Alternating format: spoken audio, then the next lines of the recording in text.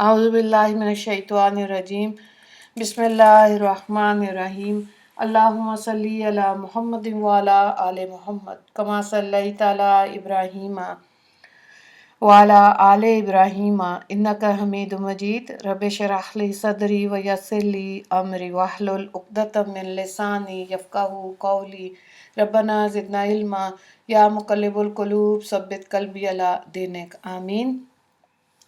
10 عنوانات کے تحت اسلامی تعلیمات 2 ربیع الاول۔ عنوان نمبر 1 اسلامی تاریخ۔ حضرت یحییٰ علیہ السلام۔ حضرت یحییٰ علیہ السلام حضرت زکریا علیہ السلام کے فرزند اور اللہ تعالیٰ کے نبی تھے۔ وہ نیک لوگوں کے سردار اور زہد و تقوی میں بے مثال تھے۔ اللہ تعالیٰ نے بچپن سے ہی علم و حکمت سے نوازا تھا۔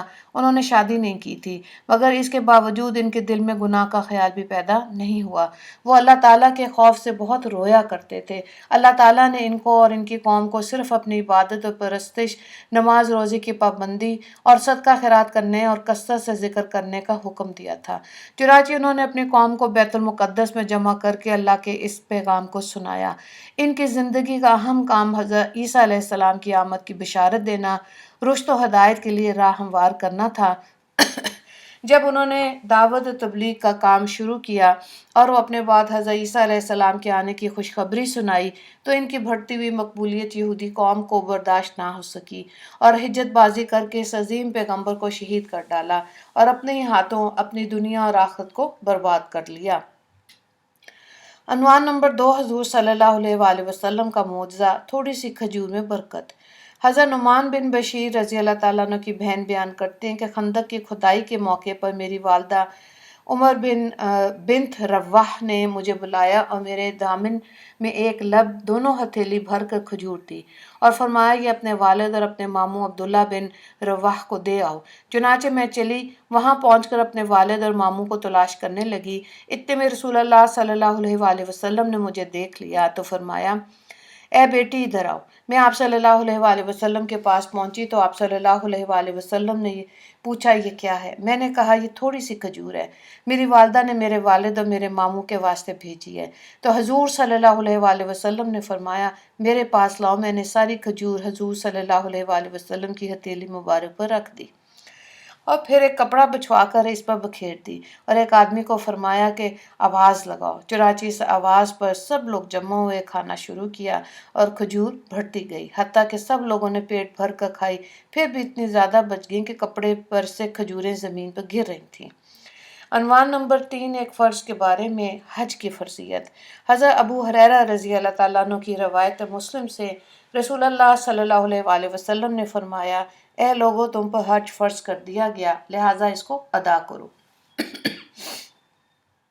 عنوان نمبر 4 ایک سنت کے بارے میں، غموں سے نجات کے لیے دعا۔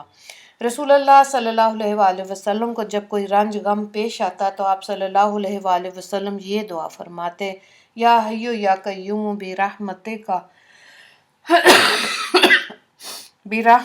استغیث۔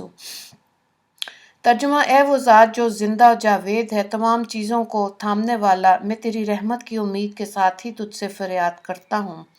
حضرت انس رضی اللہ تعالیٰ عنہ کی یہ روایت ترمذی نے بیان کی۔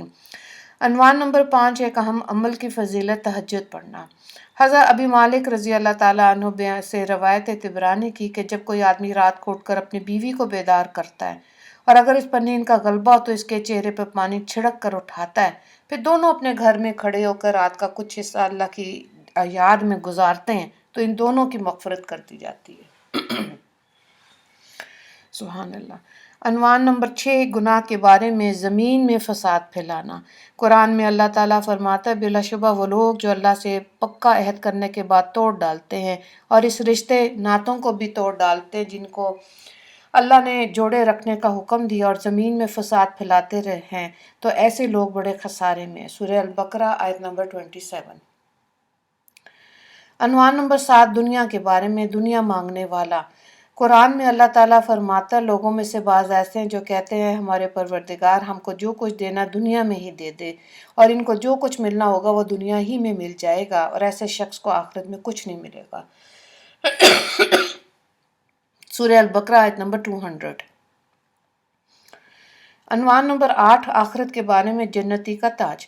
حضرت ابو سعید خدری رضی اللہ تعالیٰ عنہ سے روایت ہے ترمذی کی کہ رسول اللہ صلی اللہ علیہ وآلہ وسلم نے فرمایا اہل جنت کے سر پر ایسے تاج ہوں گے جن کا ادنا سے ادنا موتی بھی مشرق و مغرب کے درمیان کی چیزوں کو روشن کر دے گا۔ عنوان نمبر 9 طب نبوی سے علاج کلونجی میں ہر بیماری سے شفا ہے۔ حضرت عائشہ رضی اللہ تعالیٰ عنہ کی روایت بخاری سے کہ رسول اللہ صلی اللہ علیہ وآلہ وسلم نے فرمایا تم کلونجی کا استعمال کرو کیونکہ اس میں موت کے علاوہ ہر بیماری سے شفا موجود ہے۔ عنوان نمبر 10 نبی صلی اللہ علیہ وآلہ وسلم کی نصیحت۔ رسول اللہ صلی اللہ علیہ وآلہ وسلم نے فرمایا جب تم کو کسی بھائی سے محبت ہو جائے تو اس سے اس کا اور اس کے باپ اور اس کے دادا کا نام معلوم کر لو اور اس کے قبیلے اور گھر کا پتہ معلوم کر لو، پھر جب وہ بیمار ہو تو اس کی عیادت کرو اور ضرورت کے موقع پر اس کی مدد کرو۔ حضرت عبداللہ بن عمر رضی اللہ تعالیٰ عنہ سے یہ روایت ہے۔ وآخر دعوانا ان الحمد للہ رب العالمین۔ اللہم اغفر للمسلمین والمسلمات والمؤمنین والمؤمنات۔ السلام علیکم ورحمۃ اللہ وبرکاتہ۔